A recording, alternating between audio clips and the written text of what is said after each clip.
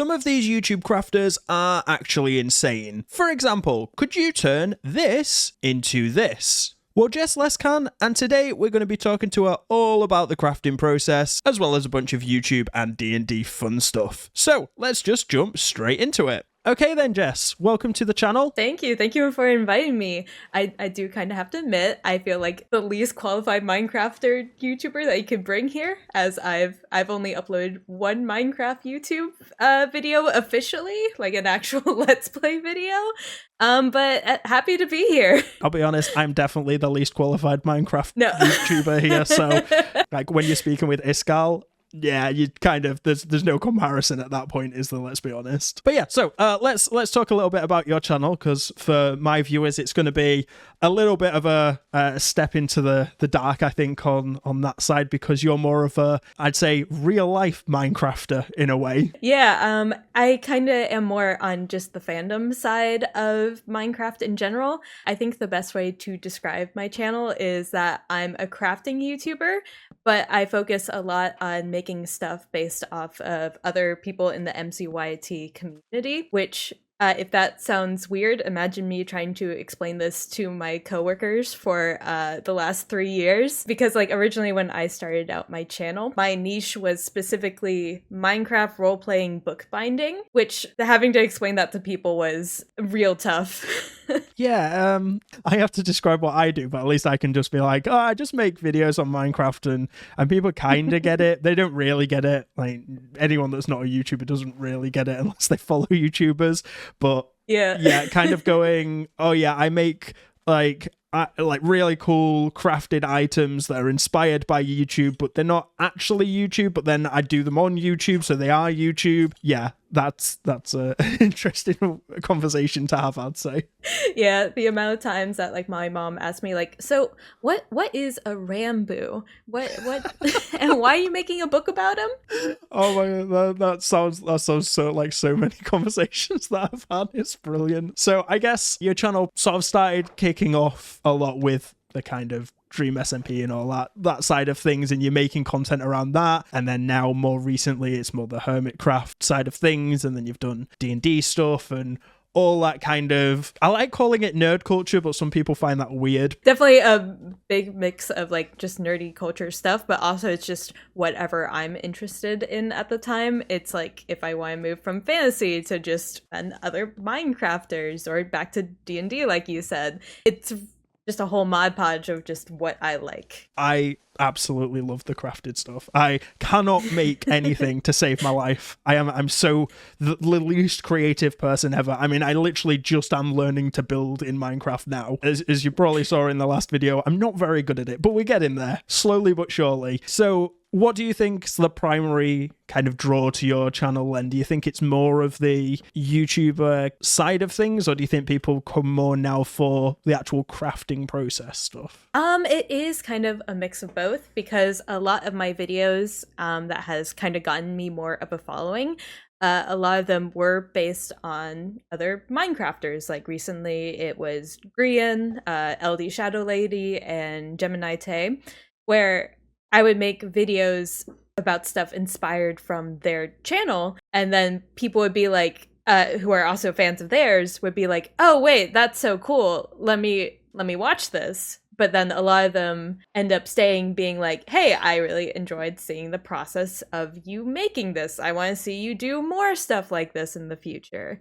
And then eventually they kind of just, I want to say hopefully they start to stick around for my personality, but I think sometimes people just come back when I put a big Minecraft YouTuber in the thumbnail as well. I found your channel, I think it was from the original D&D handbook that you made, sort of fusing the 3 into 1. And then the recommended video was Grian's build. And from that point, everyone that knows me knows that I love Grian. So I kind of just went, oh, what's this? And then I think it was Gem's build came up then. And then it was the Hunger Games one. And then it just kind of, I ended up in a big spiral, as I always do towards these interviews. Once I decided to reach out and was like, yeah, let's have you on the channel, it was like, right, well, I'm going into full-on research mode now. I mean, everyone has to start somewhere, and I definitely grew up like a creative person, and also like since I did graphic design in college, I still had to take like a lot of art classes to kind of go with that. So it kind of forced me to start like making stuff using my hands. So then when it came to like crafting like this, I have at least like a baseline idea of what I'm doing, but it's like it's all about like improving project over project. I am a little surprised that you actually started out with the Dungeons and Dragons one, because I kind of assumed that it was one of the Hermitcraft ones, since you're definitely in the Minecraft side of things. So it must have been kind of strange for be like, oh, this cool Dungeons and Dragons thing. What is Agrian doing over there? Wait, hold on a second. Yeah, it was extremely strange. I'd literally just finished, I think my interview with Beardstone, and I was just kind of having a little bit of a browse through YouTube as I do, and I was like, oh, cool, D&D stuff, and then I just clicked it, and I was like, oh, this actually looks really cool, and then it was, wait, what's going on? Why are there Minecrafters here? And I think I clicked it thinking it was a different person on that one, because the one with Grian's build, it doesn't have you in the thumbnail.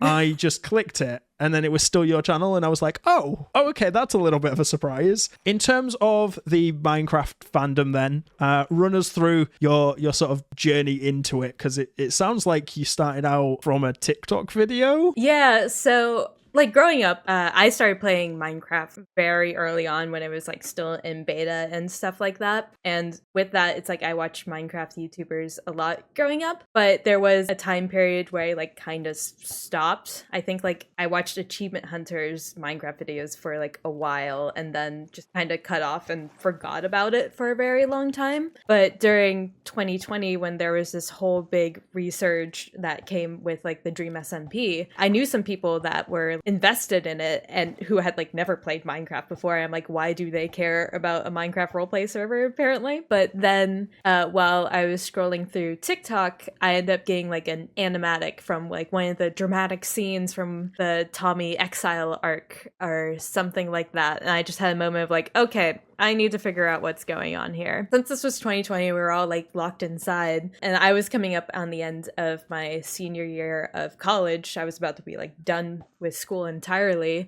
and I've like always thought about making videos, or in particularly doing YouTube. And also it was because a lot of the Dream SMP members I realized were younger than me, and I took offense to that.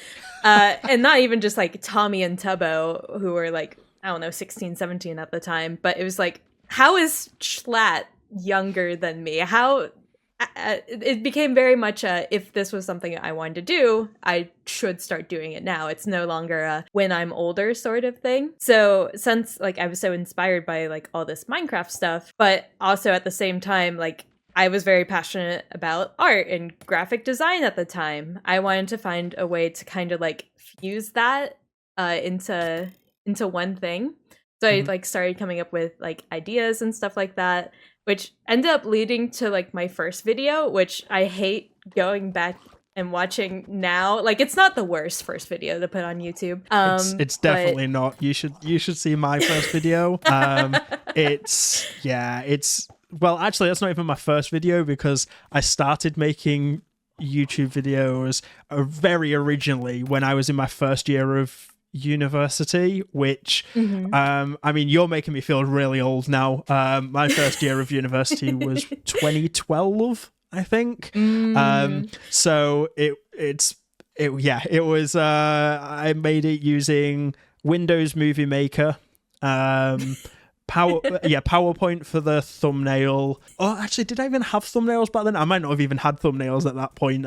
And yeah, it was just some old RuneScape, like weird podcasty style thing that I did. We've come a little bit of a long way from there, recording using it wasn't even a proper laptop, it was like a notebook that had a tiny screen that I hooked up to my TV because it was too small, and I was using the microphone from the actual notebook itself. It sounded horrendous. It was the worst thing that you could ever imagine. I am glad it doesn't exist anymore. No one will ever see it. I think it only got about 4 views at the time.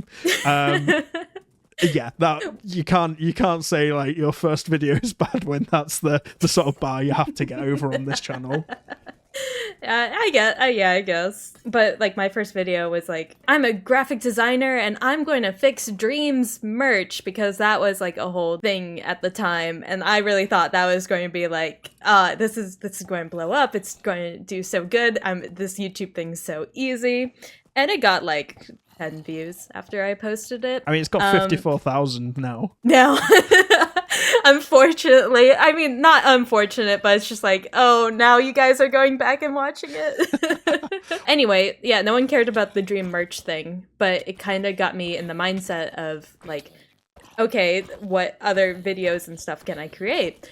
And at that time, I was taking a bookbinding class in college, like as an actual class, which it sounds weird as like a graphic design thing, but they just wanted us to have a couple other like art majory stuff going on there. I didn't know bookbinding classes actually existed, I'll be honest. I thought they kind of books just came pre-bound. I know some people kind of ripped them off and did their own covers, but I was like, this isn't an actual like thing that you can learn to do. And then no, you can. There's some wild ones. I've seen just some absolutely insane ones. Yeah, I didn't know that they offered them either until I started taking it. And at first I was just like, okay, this is just something that I have to take. And then the final for that class, we were allowed to do anything that we wanted to do. It just had to use like some of the techniques that we used in the class, and also had to have like some sort of content in it. And I just went, I guess I could do something from the Dream SMP, because that's all I can think about right now. I'm going to turn in Rambu's memory book as my final project for this class, and also let me make a TikTok about it, because people might think this is also cool. So I made this whole like little design for it based off of Rambu's character, kind of very quickly drawn SketchUp thing. And then I posted that on TikTok, and I had to leave for the day to do like a portfolio review prep thing for, getting a job after college. Mm-hmm. And I remember like I started just to get notifications of like, oh, wait, this is so cool. Oh, this is so underrated. Oh, it's at 1,000 views. Oh, it's like at 10,000 likes now. And I would end up just like refreshing the page being like, oh, I have a whole new page of followers, And by like, I think 24 hours after I posted that video talking about it, I had gained like 10,000 followers on TikTok, which is definitely like, it's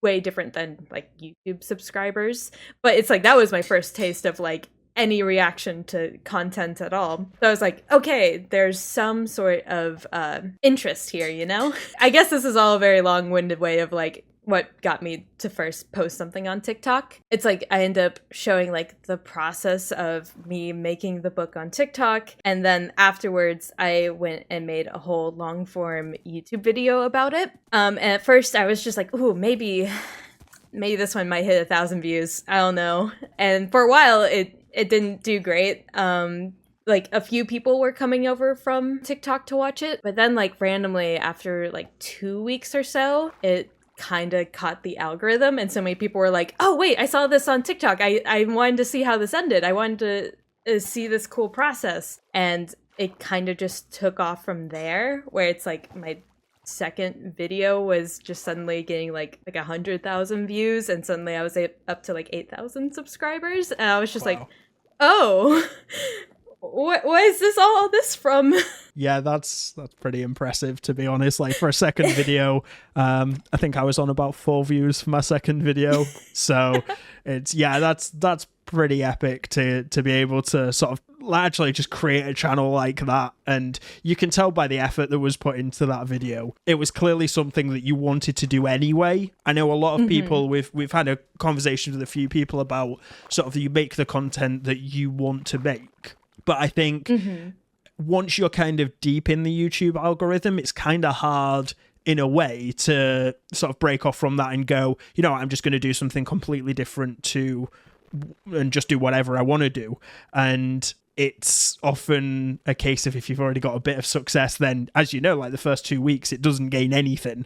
And until it hits the algorithm, then you're kind of just off by yourself. But with that video, you've kind of got a fresh start. You're posting out things that you enjoy. It's good quality. And it just kind of, it catches the algorithm. People enjoy it. People share it with more people. And then it kind of just snowballs from there, doesn't it? Yeah, like that doesn't really, like the second video sort of thing, like that doesn't normally happen to people at all. Like later on, I realized like that was really unusual. That was also just the power of the community at the time. Like people were obsessed with the Dream SMP.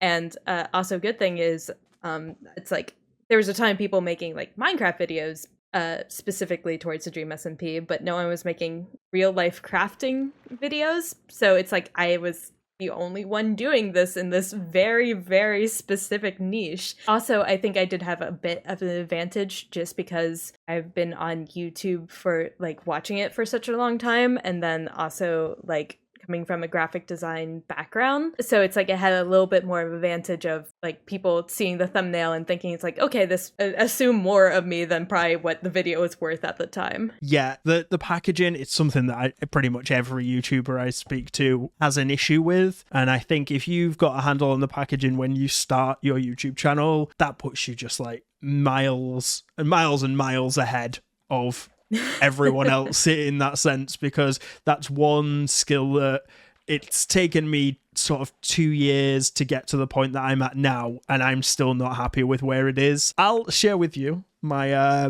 my first ever thumbnail. Oh. And you can see the difference. So is this the PowerPoint thumbnail? This is the PowerPoint thumbnail. Yeah. This is fantastic. Wait, you should.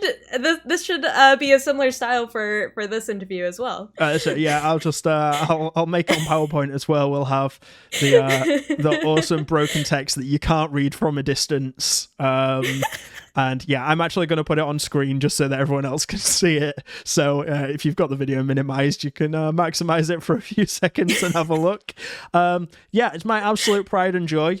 And anyone that turns around and goes, oh, your thumbnails are so great, like you must have such talent, I'm like, nope, absolutely not. Here you go. This is where I started. And the only reason they're even slightly as good as they are now is because I've listened to so many other creators in the community, and gone, yeah, you know what, it's made it basically, this is a 1 out of 10 in my eyes.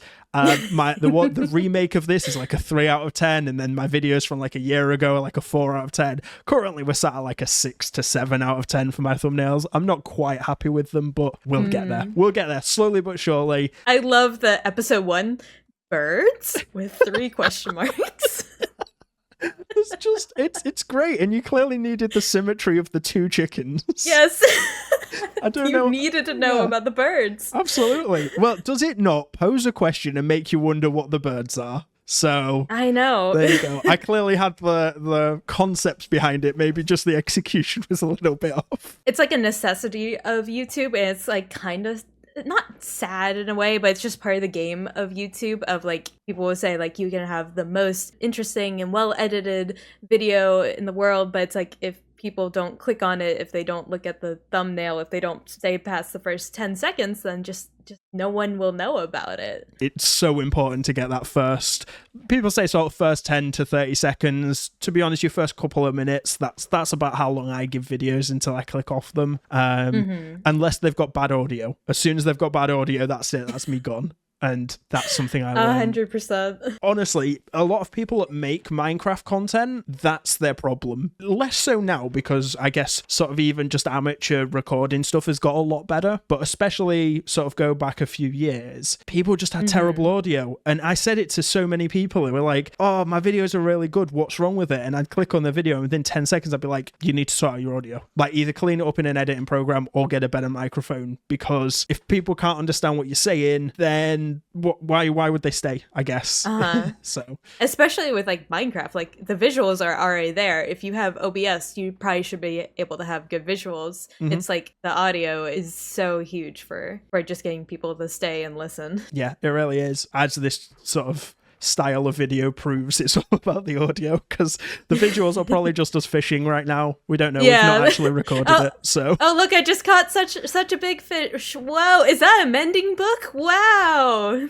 Oh. Now we have to do that. Yeah, now I have to edit it so you actually pull a mending book at that point. Oh, why would you do that, Jess? Okay. Just put like just some text over it. Everyone will believe it. It's fine. Right. Okay. Yeah. I'll just crop in the clip of Green getting a mending book and pass it off as my own. Right. That's the best way to do it.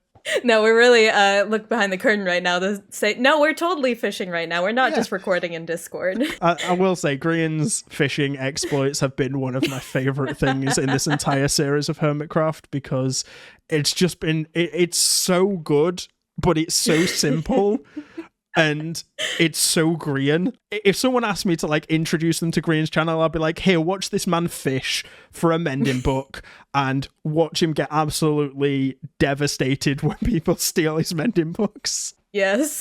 I mean, that's like now this is just going to be where we gush about Hermitcraft now. Oh, of course. But that's like the beauty of Hermitcraft in general, is the fact that it's all based on just like what happens in the game, and they will just take a bit and run with it, and it'll be just so funny, and it's just because of their personalities that it's like you get invested. I will say, I think season 8? No, season 9 was when Mumbo took his break, wasn't it? Yes. And that was my least favourite season of Hermitcraft ever. Like, I never stopped watching Hermitcraft until that point. And then I missed, like, the last half of that season because I was like, well, there's no Mumbo and Green banter. Green seems really deflated and kind of wasn't enjoying himself. Everyone seemed to be, like, trying to push narratives that they clearly didn't believe in very well. And it felt like they were doing Hermitcraft because that's what they do. Whereas season 10 has been such a breath of fresh air. Everyone's taken a step back. They've gone, right, we're just going to go back to doing what we do, having a little bit of fun. Yes, I'll have my own narrative. I'm not going to sort of force it on anyone. And it just works so well. I'm loving this season so much. I am caught up with like most people's content. Although I have noticed very weirdly that Zedaf just doesn't seem to interact with anyone's plot lines at all. And Zedaf is doing his own thing. Yeah, and don't get me wrong, the thing that Zedaf is doing is fantastic, but it's just, he could be doing it on any server. It's really weird, but I'm loving it. It's like whole gamification of Minecraft, but I'm like, occasionally there's a tango, and it's like, what's going on? Oh, Mumbo's made an appearance. Great. Why are you not with everyone else? What's happening here? He's just in his little hole. Yeah. I do love that you went, oh, there's no Mumbo, we riot, I'm leaving. I mean, what can I say? I've invited him on the podcast, by the way, so if he doesn't show up, then it's not my fault. It's personal at this point, actually. Yeah. Well, it's like, it definitely seemed like a lot of them were kind of getting a little burnt out of it a bit, but also like so many of my favorite builds came from season 10, like Scarland and everything from like the soup group and all that. It was just so good. And there were some like really good bits of like, oh, when Grey and Scar blew up Doc's machine and it started this whole like war that actually brought like the whole server together. Like that's the stuff that like it just makes Hermitcraft so special. Yeah, it's true. It's true, but it's no Grumbot. That's all I can say. Oh my god. To be fair, the thing that sold me on Minecraft, Grumbot and Hermit challenges, that's all I needed with life. And if you have that for me is peak Minecraft YouTuber content. I can't think of anything better. Like the thing with Grumbot, everyone knows it's fake, right? Yeah. Wait, what do you mean that they didn't make an AI in Minecraft? Are you telling me that Grumbot is not an actual computer? Yeah, but it's somehow you're watching it and you're genuinely believing that it's happening. Like, you know it's fake, but you don't want to believe it's fake. And you're like, what is Grumbot going to do now? Why is Grumbot angry at the server? Okay, I'll stop fanboying over all of Green and Mumbo's content now. But now you've got going to cons, making videos. That's now your full-time job, right? Yeah, I just started full-time on YouTube about a month ago, which I don't know how big of a jump it was, because I've been getting like a little bit of a side hustle from YouTube for about like 3 years now, but never enough to like confidence to live on it. Also, just one, having more videos, like having a video library where people can go back and watch stuff, and it continuously has like a little bit of a passive income from that definitely helps.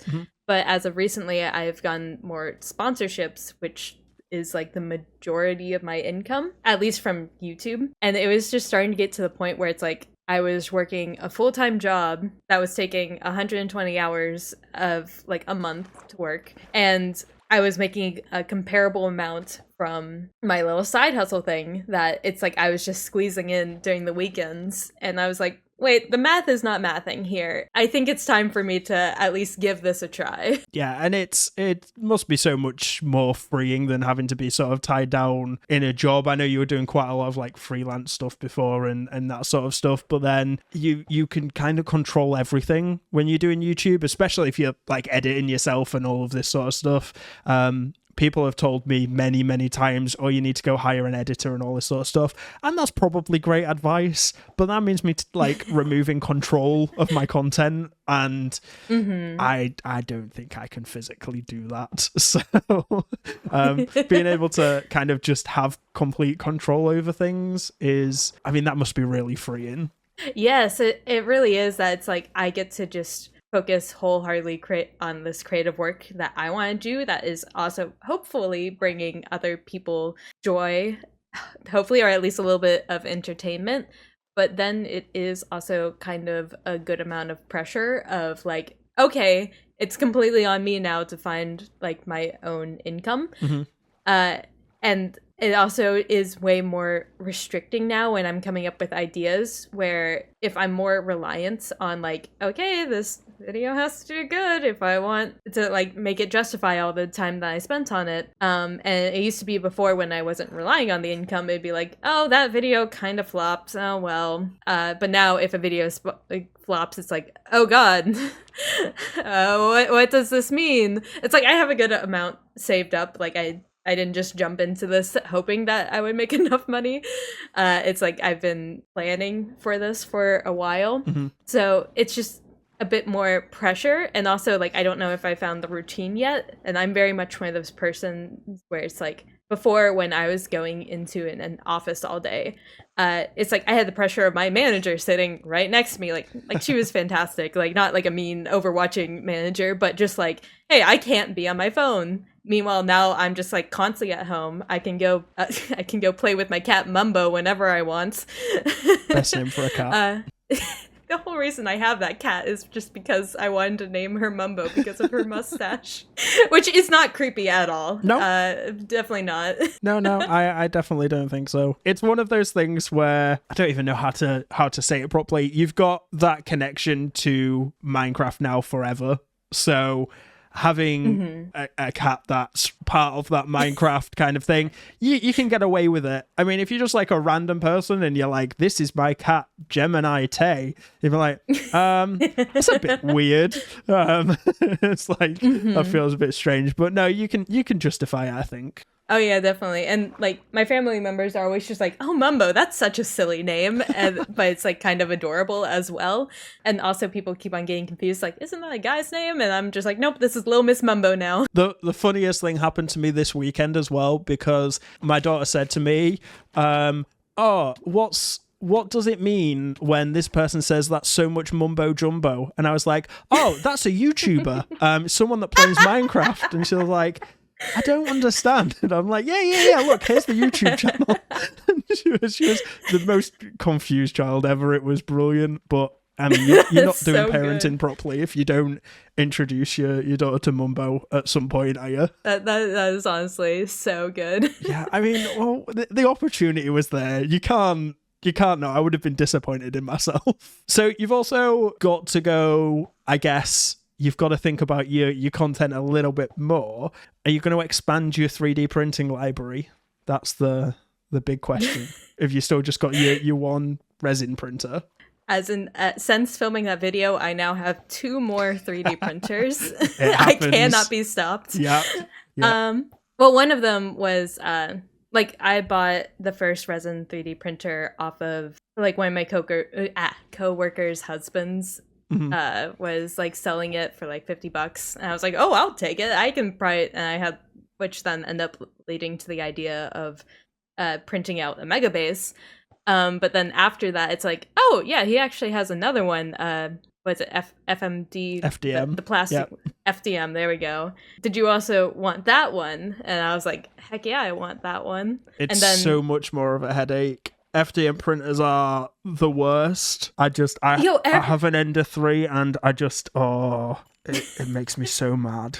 Everyone in my videos kept on in the comments being like, FDM you should try that one. It's so much easier. No, it's not. No. It really isn't. No, it's really, really not.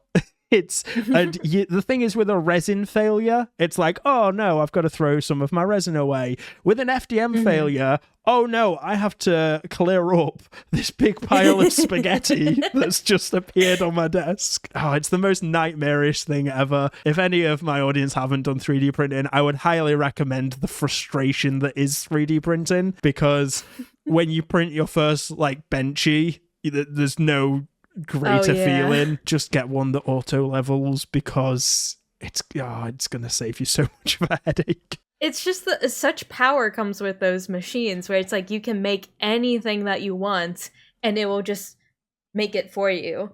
Yeah. Which was like crazy. And also like resin printers are like the amount of detail that has on there, like the fact that I was able to see like the individual blocks on Scarland's castle is just so mind-blowing to me. I'm definitely more excited and also justifying the purchases for like, oh, I'll use them in cosplay videos, and like I've obviously already used it for like the D&D bookbinding one and stuff like that. It's so much power.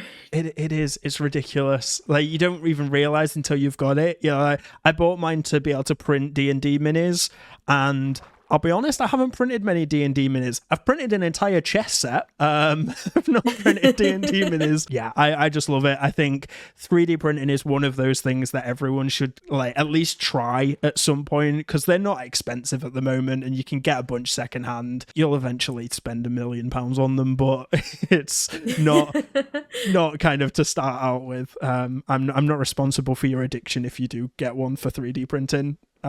Legal disclaimer here. A gateway 3D printing machine. Absolutely.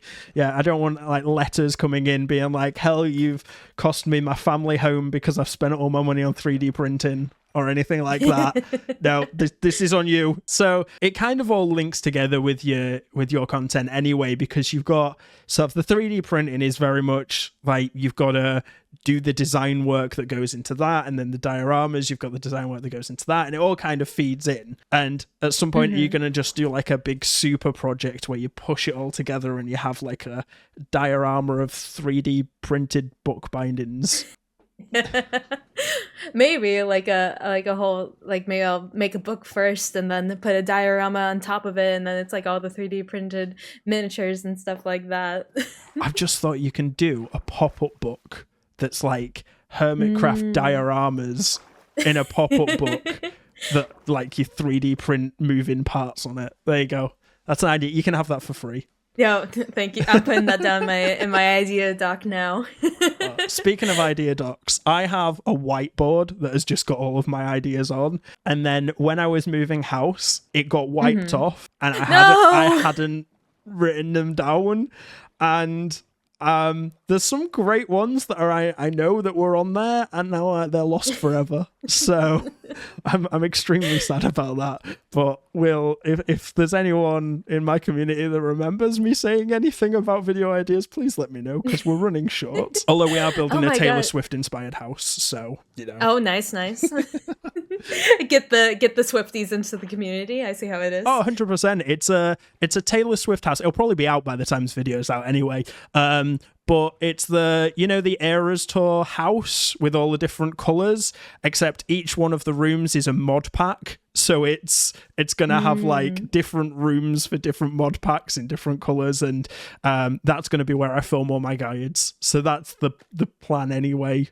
We'll see. We'll see how it works. It may go very well. It may go very badly. DJojo said he'll help me build it. Whether that happens is another question entirely. So we will see what happens on there. With YouTube and like idea creation, it's like it can be like really stressful sometimes, because it's like sometimes your best ideas will just come out of nowhere and you're just like, oh yeah, that's so obvious, now I need to make a video about that. And then sometimes you'll be like racking your brain being like, is this a good idea or not? Does anyone want to watch this? Do I want to make this? But you're like, and especially if you're someone who has like trying to keep a content schedule, it's suddenly just a pressure to be like, I need to make a video.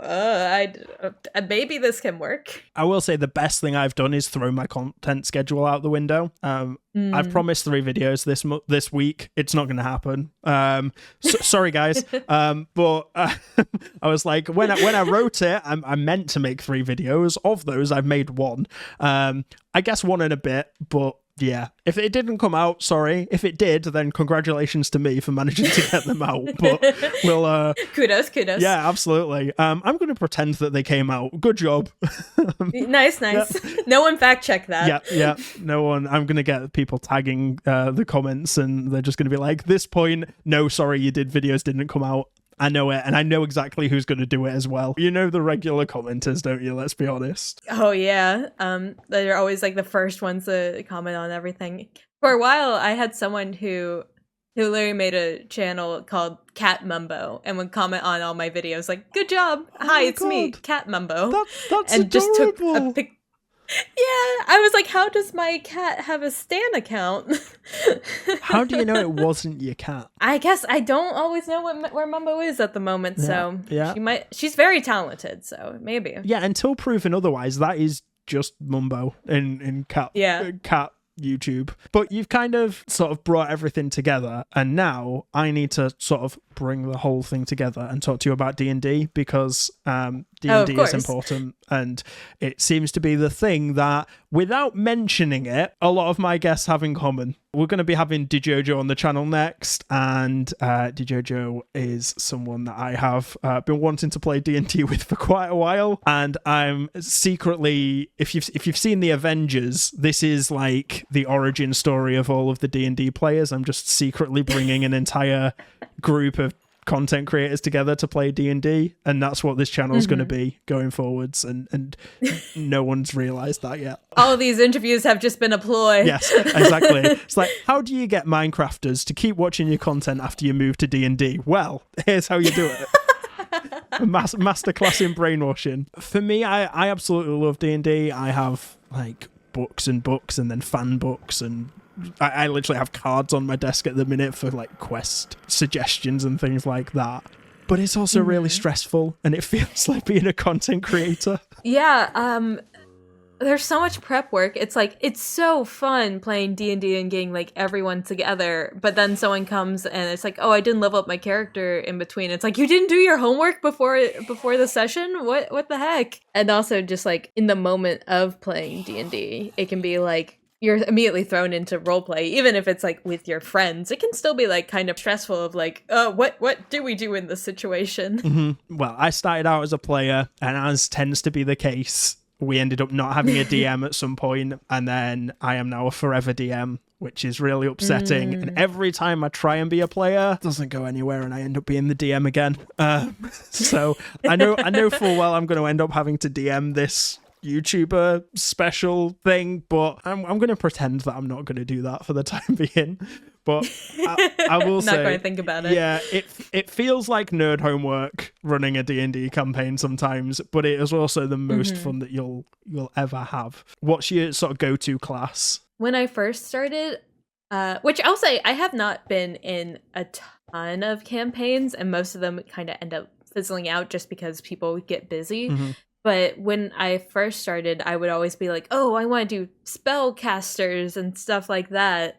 But as of recently, with like my most recent character, which is Bob's the Barbarian, the grandmother dwarven barbarian, I've found that it's like not having to worry about spell slots and stuff like that, and just being able to run in and start hidden stuff is like pretty fun as well, and kind of tends to be more towards my play style and not so much of like, but I need to conserve my spell slots, even though like spells lead to like wacky situations as well. Oh, absolutely. But they are painful to play sometimes because you're just like, oh yeah, I've done this really cool thing. Everyone did their save. Great. Yeah. That's all of my resources gone for the next long rest. So and then all the melee characters are like, well, I punched him in the face and he died, so that worked out pretty well. We did have a barbarian in one of our sessions that thought they were a wizard, and they would like I cast punch and then punch someone into the wall, and they'd be like, oh yeah, I'm gonna throw them back, and they'd just pick them up and throw them. It was great. But no one, if you ever mentioned the fact that they weren't a wizard, well, you'd not last very long in front of them. So everyone just played along and was like, yeah, you're a wizard, fantastic. It's like, can you cast fireball? And they'd go, yes. And then they'd just like throw some like wine or some flammable liquid or something like some oil, and then just throw a torch at it and be like, fireball. It was the most ridiculous thing. I also played a Trient style character who I call Trelon Musk, and that was beautiful. But he hated all trees, and he went around with a big axe and started a lumber company and put the local lumber company out of business. So you have some weird adventures. Oh yeah, and that's the best part about D&D is like it is whatever you want to make, how silly, how goofy it is. It's just so good. Yeah, and I think it lends itself quite well to creative people as well. It's very much got an overlap with the sort of Minecraft community. You are essentially creating worlds out of nothing, and that is all Minecraft is. Like, they give you the fundamental building blocks, sure, but there's no way you can walk through, like, Scarlet Castle or anything like that and go, oh yeah, this is just vanilla Minecraft, just everyone can do this. It's like, no, that's not how it works. It's part of the reason why Minecraft has just survived this long is, one, because they keep it updated to an extent, but it's like, it's just, you can do whatever you want. Even if you get bored of like the base game, you can go and just be like, I'm going to figure out what to build in creative mode. And I'll always like invite friends to your world. Yeah, and that community is, as you say, it's one of the best communities, I think. It's oddly enough one of the least toxic I've found. Maybe that's just my channel, but it seems to be a lot less toxic than a lot of other communities. And given how big and how old the community is, that's kind of surprising. I think for the most part, the Minecraft community is like one of the best, especially like with the Hermitcraft ones. Like they just had that huge charity events that was just like an amazing amount of support for them. I can say like from the Dream SMP experience that's like sometimes the fandom did get a little bit out of control, but majority of the time it's all about people just coming together and, like, if not playing in Minecraft, is, like, making fan art and making stories and stuff about, like, creators and being inspired by them. Yeah, you don't come to Minecraft to kind of start beef, unless you're vintage beef or building a cow farm. Oh, yeah. So, but it's one of those where you come to chill out, don't you? Let's be honest. It's one of the most relaxing things that you can do as a full-time job. Even though it's also very stressful making content, but it's a great community, I think. Although I'm gonna gloss over the fact that one of my people in my community was making fun of how much I say I love the community in my community, and I was like, well, the irony of that. Right, let's talk. Final point on this then, your upload schedule, because I need to know how you can possibly upload a video once a month and not go insane with the amount of like internal pressure of wanting to post something. Well, when I was like doing my full-time job, it was very much a struggle to even get like that one a month out, just because like the editing process would take so long, and then like beforehand, like since I'm doing mostly like real life stuff, it's like it would take like hours and hours to even make the thing beforehand, which did end to me almost being like kind of burnt out, just like trying to keep with like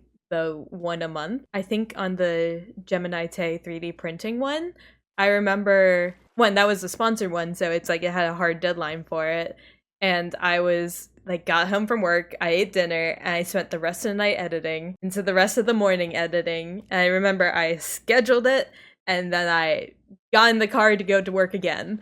And it was awful. And that was like part of the point where I was just like, okay, something needs to change. Yep. So for now as I'm like kind of testing out the water of like, okay, I have all day to work on making videos. Like, this is my priority. I think I'm going to try, which it's been a little rocky starting off, but I was going to try and do like 2 videos a month and like give myself like a week to make something, a week to edit it, and then like kind of start that cycle over again. Mm-hmm. But I'm already thinking that might change because I know, like, immediately. Just like so far, like since I've started it, it's like I kind of went to do content creation so I wouldn't be as stressed all the time, and then putting the pressure, and then also putting sponsored videos on top of that, it being like, okay, this is contracted pressure to get something out and like to post something, and to also make sure it's like good and performs well. It's like I'm probably going to go back to like maybe once a month. Mm-hmm. But also right now I'm kind of struggling with my channel of kind of deciding what direction I want to go, because obviously I started out doing all like Minecraft based projects, and then I started venturing out to being something a little bit more generic. Like I did Percy Jackson, the Hunger Games, the D&D one, stuff focusing more on cosplay. But then it's like I would go back and do the diorama ones, and even like I did that full video of like learning how to build specifically in Minecraft, mm-hmm. which it's like it kind of all did work together on my channel. But at the same time, I'm really surprised that you said that you started on the D&D one, because that one I see like so many new people watching it. But then I look back at like the Minecraft video like 3 videos before, and I can see them being like confused of like, wait, what kind of channel is this? And then I get comments on like the new one being like, I thought this was a Minecraft channel, and I'm like, I don't know either, my dude. And it's like I really do want to explore more of just like, it's like I don't want to abandon the Minecraft part of it, but it's like I'm literally like struggling of keeping them like a nice balance of it. Yeah. So I'm almost like already I'm like, okay, time to quit my job and focus on one thing. And I'm already like, should I split off into another channel of like one's crafting and one's like Minecrafting? I'm like been trying to decide of how I want to move forward with that. Well, the thing I'll say on that is mm-hmm. your later videos are doing extremely well in terms of like views and stuff like that. And everyone commenting that they're confused is extra engagement for your videos. Exactly. So I don't think that's necessarily a bad thing. And then you are like, for everyone that comments that they might be confused of what's going on in your channel, there might be 10 people that haven't commented because they're like, oh, I really like the fact that there's loads of different things on the channel. And you've also you're pulling from different communities as well, which I mm-hmm. think is really important for sort of longevity. I've found with my channel at the moment, because Vault Hunters is in a very big lull because Iskel's doing Hermitcraft and there's not a Vault Hunters SMP going at the moment. A lot of people have stepped mm-hmm. away. All of my Vault Hunters videos are just doing so badly. Like, mm-hmm. I made a tier list probably, I think it'll be about 6 to 8 months ago. And within the first day, that video got like something stupid like 8,000 views or something. Whereas mm-hmm. I posted one almost 2 weeks ago now, and it's not even got 2,000 views.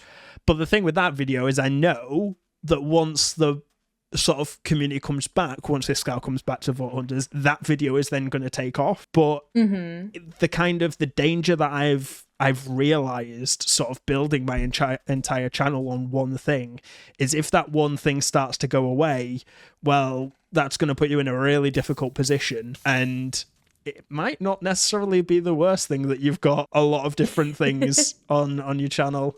Yeah. That's definitely a really good point where it's like it brings together a lot of different viewers, and it's like I'm the one connecting thing from it. Mm-hmm. I guess my worry is like definitely with YouTube, it's good to have synergy within videos, like you said with the Vault Hunters stuff, where it's like as soon as it comes back, you know that you have like a library of stuff that people are going to be interested in. I guess my concern is like if I were to ever like start making more Minecraft videos and I wanted to join an SMP and make content about that, it would kind of flood up the feed of people who like maybe aren't as interested in just fully seeing me play Minecraft is the thing. Yeah, I think there's a line there. This is very much your channel from what it looks like. It's a crafting projects channel. Even though you're doing one's Minecraft, one's D&D, they're still crafting projects. If you start posting Minecraft Let's Plays on here, yeah, okay, that's gonna like really throw things in. But there's actually, I don't feel like there's that much a difference between, say, your D&D handbook and, let's say, your green build video. Diorama? Yeah. Because they're very close, even though they're not kind of the same, if that makes sense. It's less about the actual, this one's Hermitcraft, this one's D&D, this one's Empires, or this one's Hunger Games. It's like, actually, here is a channel about nerd crafting, and that's it. Like, if I look at all of your videos, there's not one of them that I go, well, that's not about nerd crafting. They're all fine in terms of that. They all meet that criteria. So yeah, there you go. A resounding endorsement from you. They're all fine.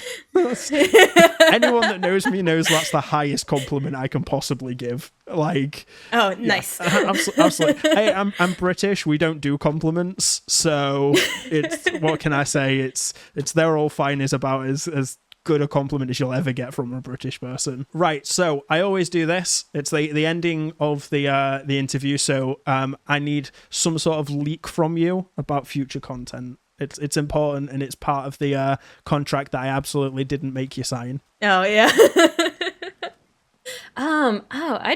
What do I have coming up? I can definitely see more Minecraft dioramas in the future, more than likely. I can probably say the next one is going to be a Scar-based diorama, so I'm very excited about that. And as for just like more bigger events, later this year I plan this whole like trip where I'm going to vlog a LARP that I'm going to, which is like a live action roleplay thing. So if you like D&D and want to learn about LARP and see me go to my first one, I'm going to be doing that in the future. That sounds super exciting. I also think you should do an Impulse video. Just saying, Impulse's videos are amazing, and I absolutely think that you should do a build from Impulse. His stuff is just a little bit insane. I feel like that would also be a good opportunity to add like a little bit more like LEDs or something into the project, because he's like the redstone master. Oh, absolutely. Actually, I would love to see you try and make a functional Mumbo base, because I think that would be the funniest thing. It's like, oh yeah, let's get this design thing. Wait, why is this just floating in the middle of my bed? How do I get that to work? And you're just like, yeah, well, don't try and understand Mumbo. It's not going to work very well. Oh, here's what I can do. I can just try and make an actual real life Grumbot then. If you don't do that, I'm going to be very upset. You're actually going to do it yourself if I don't do it. Yes, but it's not going to be nearly as good. I'll tell you what. I'll make the real life Grumbot. I'll send it to you, and then you can make a video on how bad it is, and this is how you'd fix it. And then you can revisit your how to fix Dream SMP thing, but it'll be like how to fix Hell's Grumbot mistake. No, I thought you were going to say that it's like, okay, you do the crafting video and I do the Vault Hunter's guide. I think yeah, you now need to make a Grumbot video, and that's an official promise on the channel. You haven't said it, but it's going down in history as you've officially said that you're going to do that. So we distort history here. You have no control over it. It's part of the contract. Yeah. Of this interview. Part of the contract, absolutely. But on that note, on the note of Grumbot, we will leave it there. So thank you to everyone that's made it this far. Make sure you go over to Jess's channel. I will link it in the description down below, and check out some of the crazy crafting stuff. And again, go buy a 3D printer. Just do the thing. And if you want to see more of the interview stuff, like this video, do the subscribing thing. You don't have to give me money for it. Just click the button, and then it'll give me some dopamine. So yeah. All right. Bye, everyone. Oh, that was a good outro. You did it all in one take and everything. Yeah. You realize I'm going to keep that in. You saying it's a good outro is going to be the outro.